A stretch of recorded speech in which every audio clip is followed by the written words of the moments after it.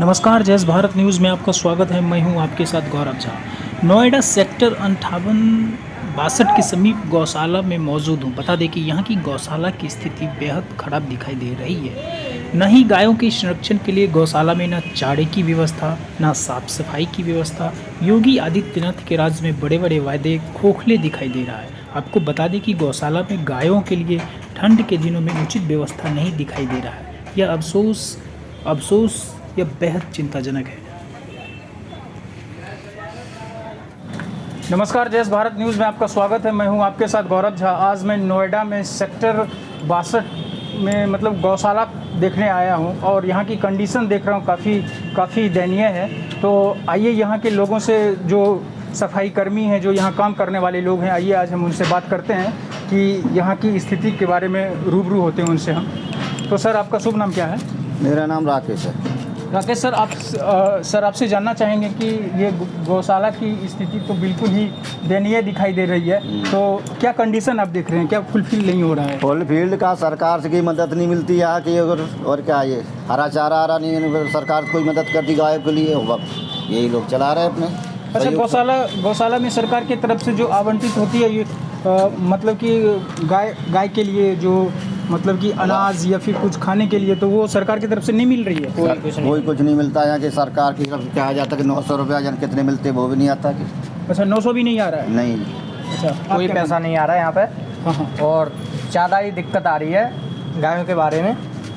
ये सरकार तो कुछ दे ही नहीं रही बिल्कुल।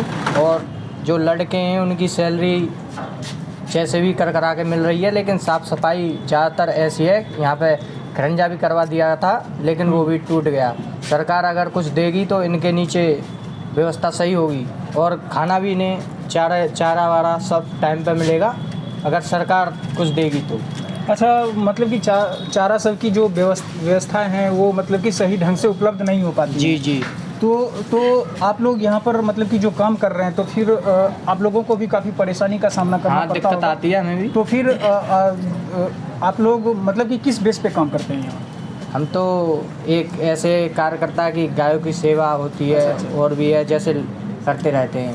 अच्छा, सैलरी सब कुछ नहीं मिल रहा है इसमें? हाँ, सैलरी सब कुछ मिल रही है। अच्छा, कितने मिल गए? 10,000 रुपये मिलते हैं। अच्छा, 1,000। तो अंकल जी, गौशाला के बारे में आप क्या कहना चाहेंगे? यहाँ पर जो कंडीशन जो दिखाई दे रहा है।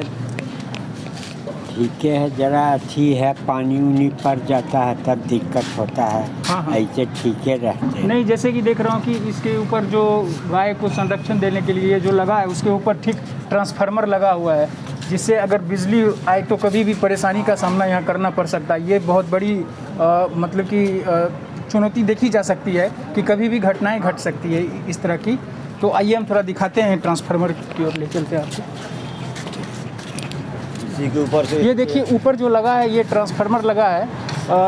कभी भी बिजली के कारण कभी भी नुकसान हो सकता है गौशाला में गायों को। तो आइए हम कुछ इनसे बात करते हैं। हाँ। ये तो सर, आप क्या कहना चाहेंगे?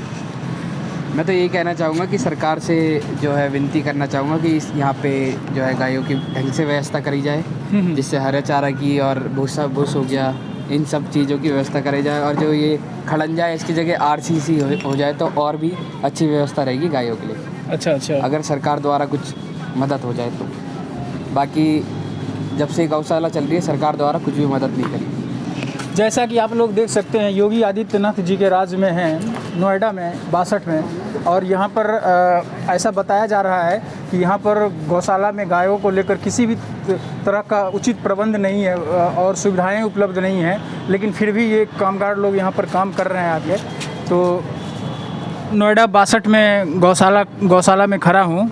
तो आइए यहाँ हम बात करते हैं कि ठंड में गायों को किन परेशानी का सामना करना पड़ता है। कीचड़ हो जाता है, ठंड में कीचड़ में गाय रहते हैं, दिक्कत हो जाता है। ठंडा से बचने का उपाय होना चाहिए। गौ माता हैं। हाँ।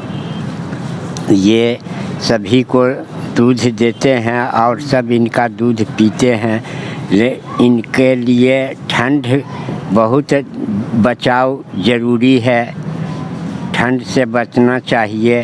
तो अंकल जी आपसे जानना चाहेंगे कि गौशाला में गायों को लेकर ठंड में योगी आदित्यनाथ जो सरकार हैं यूपी के, तो उनके द्वारा क्या क्या प्रबंध किया जाता है गायों को लेकर? कहाँ प्रबंध है, यहाँ पर है मतलब कुछ भी नहीं, मतलब गायों को लेकर मिल रहा है? कुछ नहीं। गाय तो पानी पड़ता है तो बेचारी कोकर होल रहता है, खाना जो मिलता है ठीक है मिलता है, लेकिन वो ठंड से बचने का क्या उपाय है?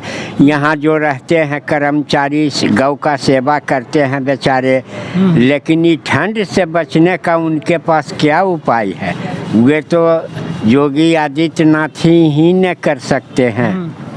जैसा कि मैंने यहाँ पर बात किया नोएडा 62 में गौशाला को लेकर, यहाँ पर ठंड के मौसम में ना गायों को लेकर सरकार की तरफ से उचित प्रबंध है, ना मतलब कि साफ़ सफाई भी बड़ी मुश्किल से यहाँ के लोग जैसा कि बता रहे हैं कि मतलब होती है, सरकार की तरफ से फंड नहीं मिलता है चारा हो गायों को लेकर। तो इस तरह की तमाम मूलभूत सुविधाएं हैं, जैसे कि आप देख सकते हैं कि गाय मतलब कि कैसे यहाँ पर रह रही है और कंजेस्टेड एरिया में। तो मुझे लगता है कि सरकार को इस सब चीज़ का प्रबंध करना चाहिए और गायों को उचित संरक्षण मिलना चाहिए। तो फिर